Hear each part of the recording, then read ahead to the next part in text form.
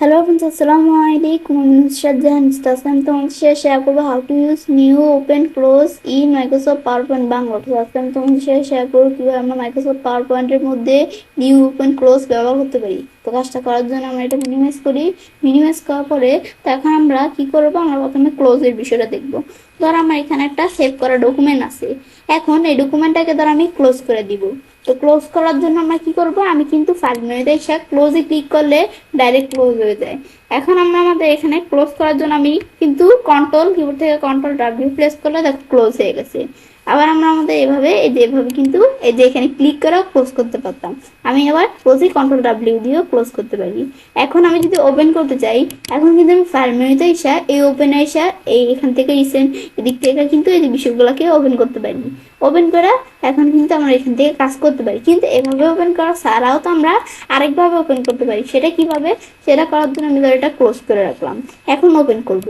তো এখন ফাইলে আসার পরে ওপেন আসার পর আমরা এখান থেকে ছাড়াও আমরা এই ওয়ান ড্রাইভ পার্সোনাল আমি ওয়ান ড্রাইভ থেকে ওপেন করতে পারি। এখান থেকে পরে কম্পিউটার থেকে করার জন্য এখান থেকে করতে পারি, অ্যারে প্লেস থেকেও করতে পারো।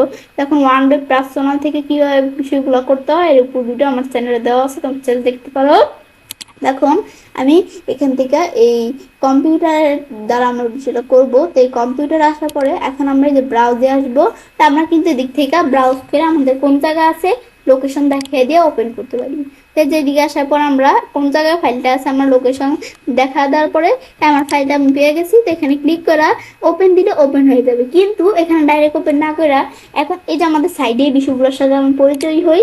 তো এখন আমরা এখান থেকে কিন্তু আমরা আমাদের বলছে এই যে এই নামে আমরা আমাদের এই ফাইলটা ওপেন করব। এখন আমি তার ওই যে এখান থেকে আমরা যদি অল ফাইল দিই তাহলে যত ফাইলস আছে সব ফাইলসের দিকে দেখাবে। আর আমি যদি এখানে অল পাওয়ার পয়েন্ট প্রেজেন্টেশন দিই সব পাওয়ার পয়েন্ট প্রেজেন্টেশনগুলোই দেখাবে আমাদের।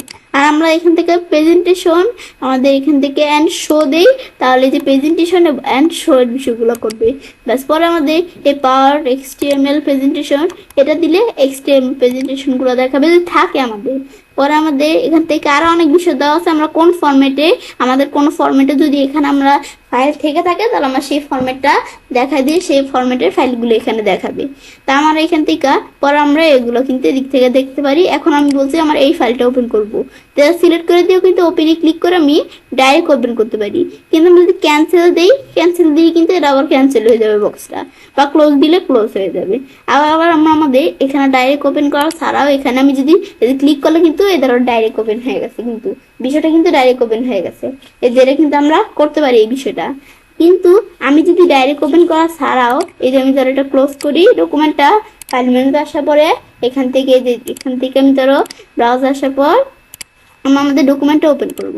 ডাইরেক্ট ওপেন করা ছাড়াও এই যে আমি যদি এই অপশনটা ক্লিক করি, ক্লিক করলেও কিন্তু অনেক অপশন দেওয়া আছে।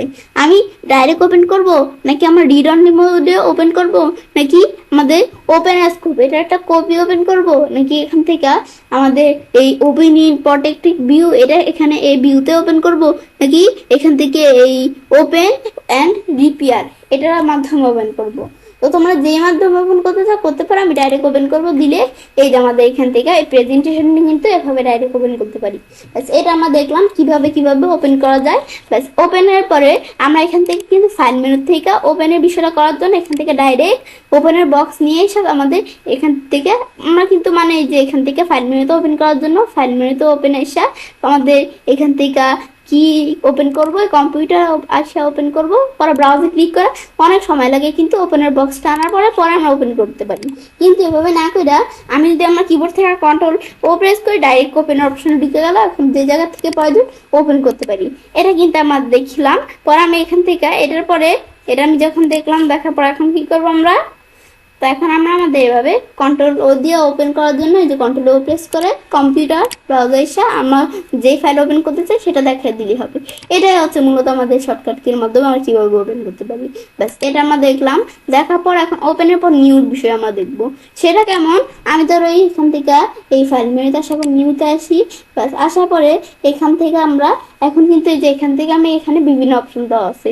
এখন এখানে আমাদের দেওয়া আছে ব্ল্যাঙ্ক প্রেজেন্টেশন, এটা দিলে একটা পরিষ্কার প্রেজেন্টেশন চলে আসবে।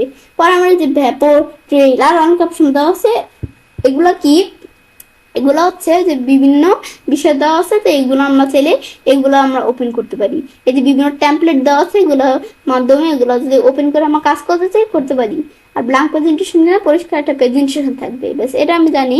ব্যাস এটা দেখার পরে আমরা কি করতে পারি, এখান থেকে যে এদিকে বিভিন্ন অপশন দেওয়া আছে আমি চাইলে করতে পারি। এদের থিমস দিলে আমাদের যে কোনো থিমস থাকলে, থিমস আকারের টেমপ্লেট থাকলে সেইগুলো দেখাবে। এদের বিভিন্ন থিমস আকারে কিন্তু টেমপ্লেট আছে, সেগুলো দেখাচ্ছে। ব্যাস আবার এই থিমস ছাড়াও এই থিমসের পাশে আরো অনেক অপশন দেওয়া আছে, আমরা চাইলে এখান থেকে কিন্তু এই অপশনগুলো নিতে পারি। আমাদের এখান থেকে দেওয়া আছে কার্ডস দিলে এদের কার্ডস টাইপের কোনো কিছু থাকলে এখানে চলে আসবে। ব্যাস এটা আমি জানি।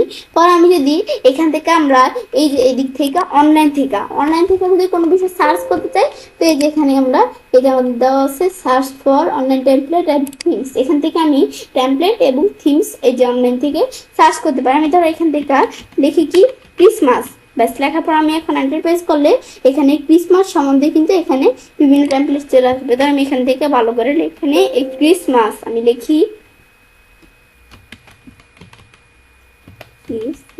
ব্যাস লেখার পর আমি এখন এন্টার প্রেস করলে এখন কিন্তু ক্রিসমাস টাইপের এদের কিছু আমাদের টেমপ্লেট চলে আসলো।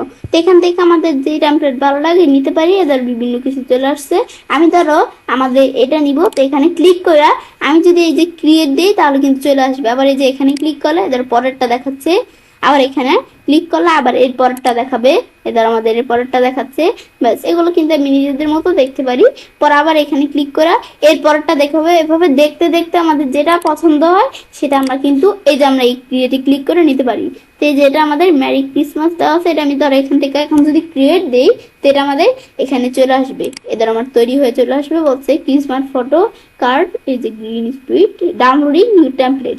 এই যে আমাদের প্রথমে এটার নাম বলছে, এখন এই টেমপ্লেটটা কিন্তু ডাউনলোড হয়ে গেল, এই যে দেখাচ্ছে। এগুলো কিন্তু আমরা করতে পারি। ব্যাস এটা কিন্তু আমরা এই বিষয়গুলো দেখলাম কি কাজ করে। ব্যাস দেখার পর আপনি যদি এখন এটা আমাদের ক্লোজ হয়ে যাবে। এটাই হচ্ছে আমাদের মূলত নিউর বিষয়টা। ব্যাস এখন আমরা কিন্তু এভাবে করতে পারি।